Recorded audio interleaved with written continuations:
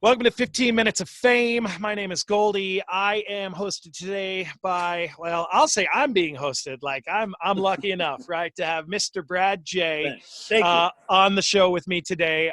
Very exciting to have you, of course, because not only are we a bit one of the same in the sense of what we do for a living, we utilize our personalities, utilize our voices to express what is happening in the world of sports, specifically action sports.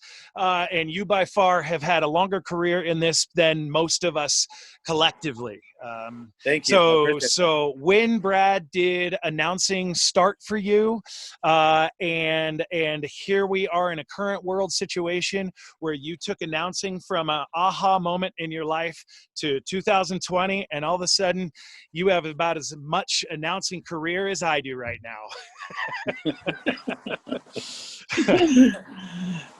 And that means nothing right now. Yeah. Right. Well, I don't know. I mean, geez. Do I go by where it started, or where do you want me to go with Sure. this right off the bat? Your name is Brad J. You live in California. Where are you at? Brad J. I live right between, right on the Santa Barbara and Ventura County line in California, right there on the ocean. Action sports announcer, oh my gosh, radio DJ since 94, 95, something like that was when I first got into it. Doing surf reports, doing radio. I worked at a skate company back in the late 80s, early 90s, Powell Peralta skateboards, Bones wheels.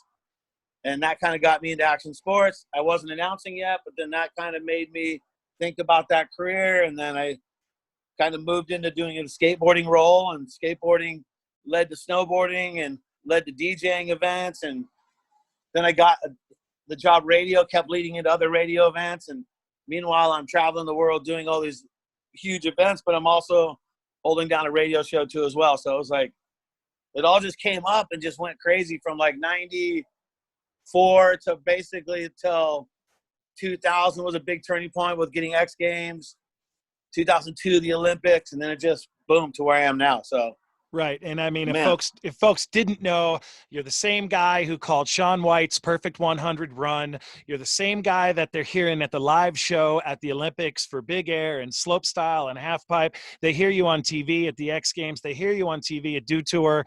We've seen you at the smaller events. And of course, I mean, out of all of that, any peak experience that comes off the top of the head, like, wow, this really brought me here in your life?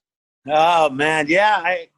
What I really think about it, because I competed in amateur skateboarding, the Castle League, CASL, Castle Skateboarding, amateur stuff. Yeah. And I was in it, and there was an announcer, and I would hear him announce, like, when I'd have my skate run.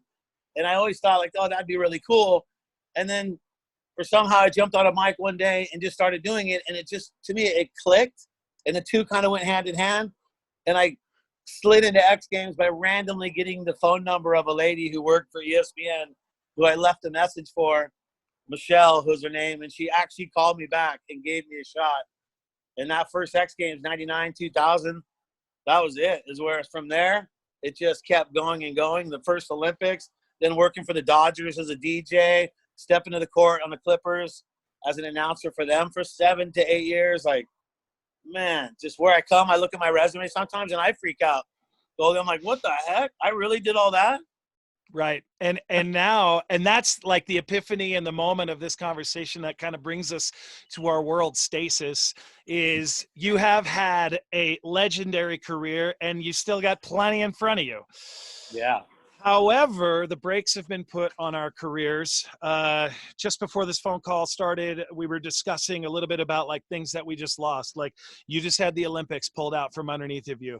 You just had, what other events right now that like you are looking forward to? Surf events, skate events, what other ones that you were like, dude, this is like awesome. This is what I get to go do. But now I get to stay at home and think about it.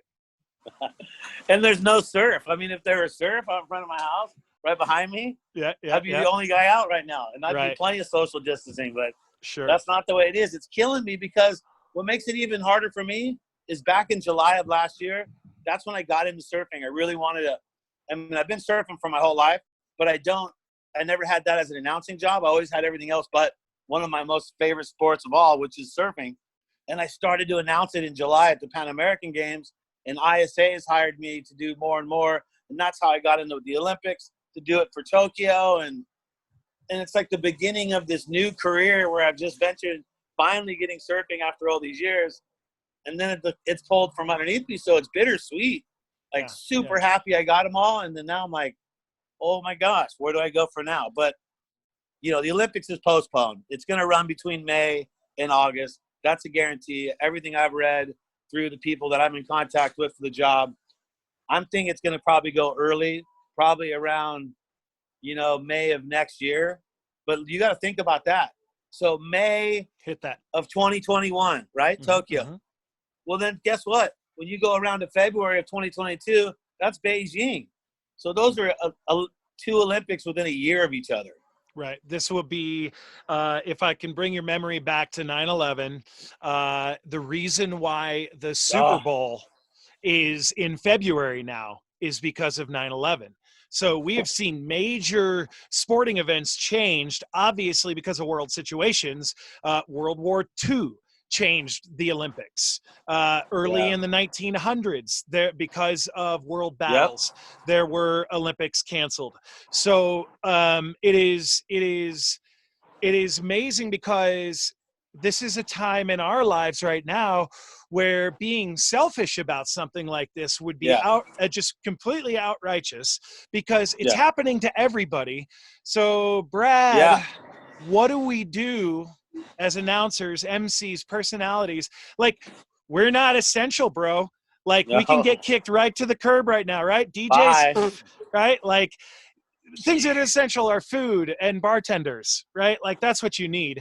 And so where do we, like, I have my own set of ideas right now, and I'm actually expressing them, one of them right now, and that is connecting with people via this format, this screen right here. This is how we can stay together and communicate and talk and keep human interactions going. I think from my perspective, one of the biggest things we can do right now as out of work artists of sort is stay strong in the relationships that we have and continue to keep them, because be it that we go back to announcing or whatever after this whole worldly situation, that will be great. But if we didn't, what do we do next? Oh my God. Yeah. The world needs sport though. It sure does. So, I mean, it's gone. I don't even want to ever address the issue of it not being around, but for me, it sums it up in a selfish mode. Luckily, I worked a lot from like the beginning of December all the way through to where I worked at an adaptive surfing event, like when this was all starting to go crazy, and that was my last event. But I had worked so many events, so I was able to kind of stockpile a little bit to be a little bit prepared, which I think some announcers that are in my world who may not do that, because obviously, look, check to check, bro. That's how we do it, right? Mm-hmm. So many different ways. It's check to check for us. Mm-hmm. And so how many people are in a situation where they spread themselves thin and now they go into this part and now it's nothing. So I feel bad for everyone out there. I'm thinking eBay looks really good right now for me, but I'm actually pulling out the camera, and I've done a little show on YouTube for a while. You've seen some of the clips, like when I was in the Olympics in Korea. I'm going to dust that thing off and just start, like you said, getting connected this way, like connecting with people, talking about what's going on, how you feel about it. Yet last night I got a call from a radio station I've been with 20 years. I'm on hiatus indefinitely right now. Right. 20 years. Yeah, I know. That was last night. Thank you for my dinner. That was great for dinner. Great. Actually, I tasted this a call ago, and now I don't. You know what I said? You know what I said to him too? I go, well, and the lady who I work with, she's all, well, a lot of the people that are going on work furlough. And I go, yeah, paid furlough. And she goes, oh, not paid. And I go, well, it must be nice to have a bunch of vacation time built up. And then there was no response after that one right there. Right. Meaning guys like us don't have that. We're freelancers. But I'm an optimist, and I think everything's going to come back, but it's going to take a little while. I feel like more like June, July, we maybe start seeing some smaller events. But then I think August, and by wintertime, which is great, my busiest season, I look forward to winter events, bringing people together too as well. us bonding now from being apart like this, you know? I think that is a really big aspect of like what is being learned through this process is that speaking of sport the other day, before we got on hardcore lockdown, I was helping out some bartenders and people in the service industry. I was paying them to come help me like clean my house. And so we had to take a break after we did that. And we went out and threw Frisbee. There was just 3 of us. We're keeping it mellow. And anyway, so we go out and we throw Frisbee and we're in the street. And, you know, it was like doing it like when you were 9 years old, right? Like a car would come and we'd be like, car. And then the car would drive by and we'd wave it. Yeah, we'd wave at them. They'd wave at us. And it was like this sort of moment like that we all kind of realize right now, like the world has slowed down, right? Like nobody's in a rush right now to get anywhere. Nobody's running around to be like, oh, I got to get this email out. Like traffic is obviously pretty nil. So like, you know, like navigating if you're going out at all has been just like really nice.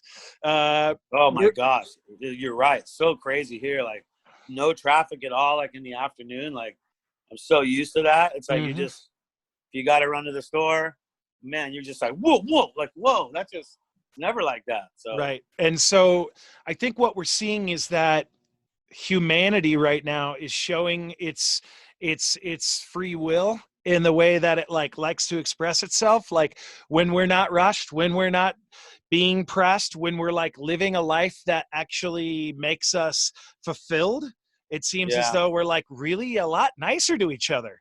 And I've like really enjoyed that. And, you know, I think that is something that I personally am taking from this time is that right now, you know, you said something a moment ago, you're like, I'm going to check into eBay. I mean, I don't want to be your devil's advocate, but the thing is like nobody's spending, nobody's buying, you know, like people are home. Yeah, they are looking. They are window shopping. Yeah, if there's that's a deal, true.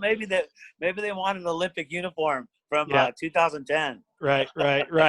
So, you know, coming out of it, maybe you're setting yourself up for a success there. But I think right now, I mean, I've got DJs that are like scratching it, like, I gotta find a gig, and it's like, dude, there's no gigs.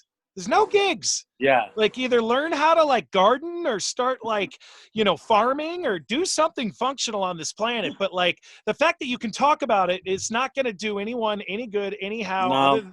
So, and that's like a realist view. I'm not a pessimist. I'm just like, hey, you know, like you got to know how to do stuff. Like, can you go get water and purify it and drink it? You know, that's a thing. Yeah. I think for guys like us though, doing events, there's time when you have downtime for a week or 2 weeks where like you're just doing random stuff. Like you're going here, you're riding your bike or whatever you're doing. You're doing other stuff. So I think for us, it's just an extended off time. Like for me, it doesn't really seem any different to me where I don't see anything foreseeable on the future right now, but I'm not looking at it as like, oh my gosh, what am I going to do? I got to do something. Like I'm just, all right, I guess I'll go ride my bike today. Sure. Put some miles on. Like take some time. So you know, pull out those weeds that are out in the front yard, you know, clean things up a little bit. Right. And with that optimist view, we've got about a minute left to go. Nice. So with that thought is we're coming back. With your perspective, we're coming back. I don't know what day, but at some point, a scheduled event is going to go, and you're going to get in your car, and you're going to drive to it, and you're going to hold the microphone, and you're going to smile and be like, wow, we're doing it again. So how can one discover and find Brad J on the internet, on the social medias? Where do they find you to hire you? We know that you've got action sports from frisbee golf to kendama held down. The bocce ball. Or whatever. Exactly. So I've announced tennis, dude. I've announced tennis. Yeah. Rolling out there. Was that with Christy? Yeah. That's awesome. Yeah, the tennis gear doesn't work with me. Yeah, I understand. It can't always be for everyone. So how do we find you? Where on the internet? Super easy. Just at Brad JAYMC. At Brad JAYMC. That's, you know, Instagram, Facebook, LinkedIn, at Brad JAYMC. Right. And if you can't find him there, you just ask somebody at an action sports event and say, hey, I got to get a hold of Brad J. And they'll be like, look up in the booth. He's right there. Hey, and you know what? I'll be posting some stuff here too, and I'll be tagging you to it too as well. So I'll be putting some videos up on YouTube, back on my Tame Your Talent channel on YouTube as well. I love it. Yeah, so follow that. So, Brad, thank you so much. It's always an honor and awesome to connect again. It's just bro. It's like real. All right, brother. Thanks for being on 15 Minutes of Fame, and we will see you in the surf. Cheers. Cheers, brother.